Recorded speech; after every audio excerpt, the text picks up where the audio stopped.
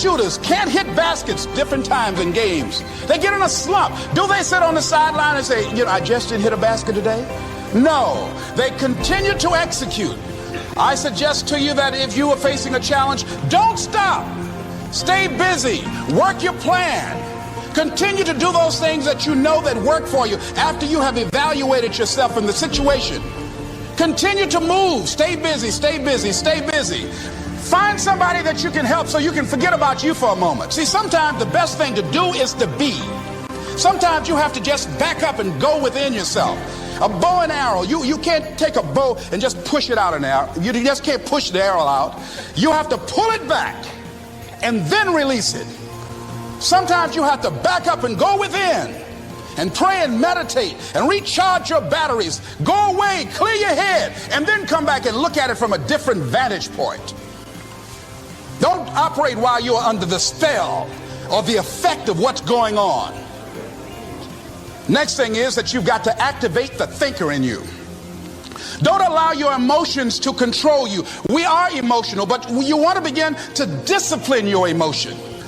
If you don't discipline and contain your emotions, they will use you. Your mind goes on automatic, just like a guard.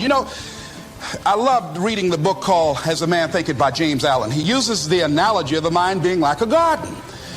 Weeds don't have to have any encouragement to grow. You don't have to water them. They don't have to get sunshine. They don't have to have fertile ground. They will grow through the cracks of a sidewalk. Am I right? But if you want to grow orchids or roses or any kind of exotic flowers, there are special processes and procedures you must go through. Well, by the same token, you don't have to force yourself or motivate yourself to think negatively, to be depressed, to hate somebody, to want revenge, to want to get back at somebody, to beat yourself up over the head, to feel loaded with guilt. You don't have to make any effort to do that. Your mind is on automatic. It will do that by itself.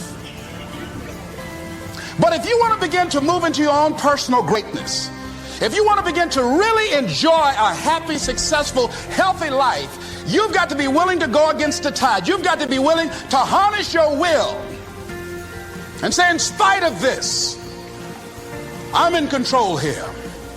I'm not going to let this get me down. I'm not going to let this destroy me. I'm coming back, and I'll be stronger and better because of it. You have got to make a declaration that this is what you stand for. You're standing up for your dreams. You're standing up for peace of mind. You're standing up for health. You want it, and you're going to go all out to have it. It's not going to be easy. When you want to change, it's not easy. If it were in fact easy, everybody would do it. But if you're serious, you'll go all out. So yes, I'm going to turn this situation around. I'm not going to sit back and moan and cry over what happened and what went wrong and who did what. I'm going to do something about this situation. The next thing that is important is that expect things to get better for you, because they are. See, life is cyclic. You're not, whatever experience you're having right now, it has not come to stay. It has come to pass. Not to stay, just to pass. It's just going through. The biggest challenge is to know what's happening. This is a part of this thing we call life. This too shall pass. And maintaining perspective, putting it in perspective. The other thing is take full responsibility for your life.